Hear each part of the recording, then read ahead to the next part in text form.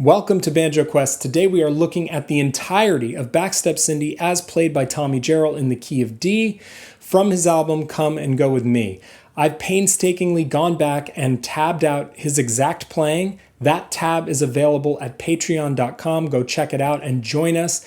Anyway, let's dive into this. This is a very difficult arrangement. Over on Patreon this week, we will be getting into a simplified version. So that's another reason to go check us out over there. But for now, let's dive into this. We're going to take it slow, we're going to take it medium, and then we will take it fast. Here we go. Backstep Cindy is played by Tommy Jarrell, nice and slow.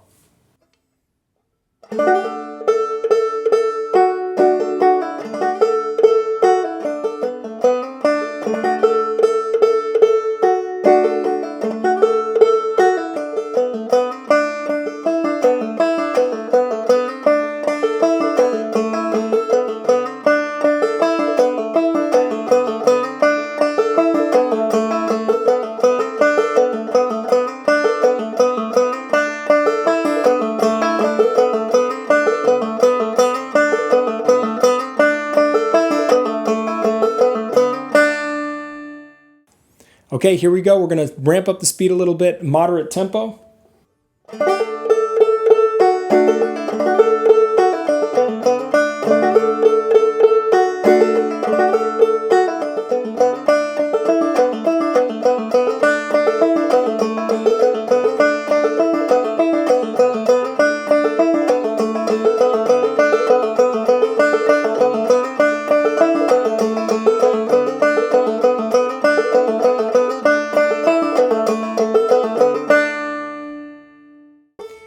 And finally, let's cruise on this thing. And I'm going to play it a couple times through so you get a sort of feeling of the flow.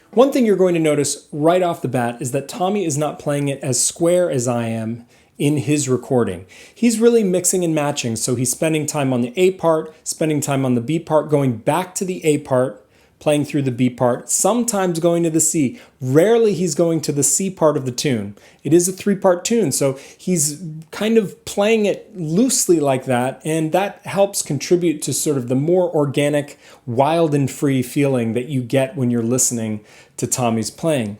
So I would encourage you as a player, if you're playing on your own, to explore mixing and matching these parts, the A, B, and C parts, to see what moves you and what you like in constructing the tune in your own way. I've tabbed it square for two reasons. One, it's a lot easier to write and read the tab in a very square format. The second is, if you were to walk into a jam, it would most usually be played in a square way because it's just easier to organize that way. When you have a ton of people, everybody knows that you play the A part twice, B part twice, C part twice, and there's not a lot of confusion about when you're going where. Not all jams work like that, but the majority of jams I've been to, they have a tendency to play the songs very square, which is fine. The other advantage to playing it square is you get a lot of time on the C part, which is cool because it's a good part that you can deploy variations in. It's easy to make variations for the C part, and we'll get into that in a future video. Okay, so what's the point? Why are we learning this? Well, next week we're going to dive into what makes Tommy's banjo playing so special and unique and interesting. But for me, right off the bat, one of the great reasons to learn this version of Backstep Cindy is that it really teaches you pull-off control. We talked about paying attention to your origin note versus looking forward downstream to the destination note, especially in your pull-offs, and how important it is not to rush those pull-offs. Here we have to exercise those pull-offs very carefully. We've got to be light on the board, and one of my analogies for playing the fretboard is floating. It's good to feel floaty on the board because that means your left hand, your fretting hand, is light, and you want to have a light fretting hand. If you're too heavy, you'll never be able to execute those pull-offs at speed. Now, I've provided a couple of speeds for the tune, and that's because I want you to see how my hands get more economical when I'm playing faster. The faster I go, the more relaxed I need to get to maintain those speeds and be accurate, especially in those back-to-back pull-offs. There's one passage in particular that is worth note here that is especially difficult to play at speed. It happens in the B and C parts. Let me show it to you.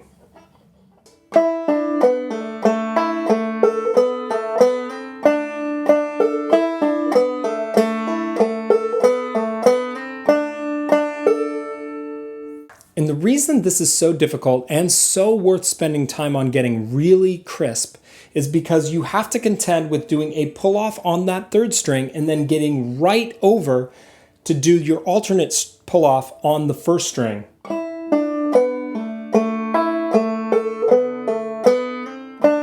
It doesn't look like much when you're playing it slow, but when you play it fast, you can see you've got to be super light on the fretboard in order to get to the alternate string pull-off in time.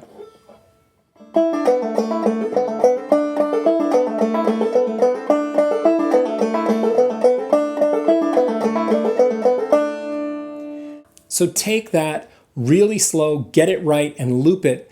If you take that out of context and just spend a lot of time on getting that right, you're going to force yourself to be lighter on the fretboard. And that is the key to being able to play this tune up to speed, being light and effortless on those frets. Thank you so much for joining me this week. If you are a beginner and are overwhelmed and struggling with this arrangement, it is very difficult.